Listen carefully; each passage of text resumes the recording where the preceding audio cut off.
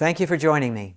You know, it's shocking to see how many well-meaning Christians and even ministers have misappropriated the sovereignty of God doctrine. Now, in regard to elections and leadership, they reference the scripture from Romans 13:1, which reads, "For there is no authority except from God, and the authorities that exist are appointed by God." Well, they falsely conclude and teach that whoever is elected is appointed by God's will. Well, here are a few questions to consider with that line of thinking. Is it God's will to kill babies even after birth? Is it God's will to undermine the traditional family unit? Is it God's will to strip us of our religious and individual freedoms? And is it God's will to embolden Israel's enemies?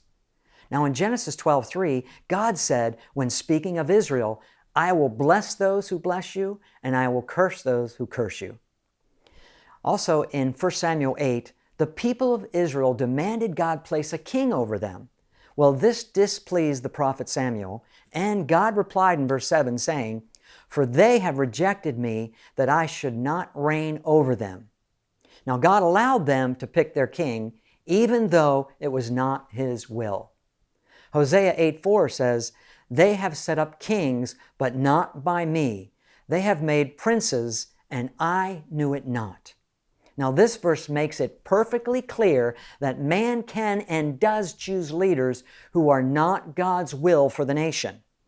Now here's another question for you. Is it God's will for any person to go to hell? No. He gives man a free will to choose, just as we choose to elect our leaders. People make ungodly choices every day. Many choices are not God's will.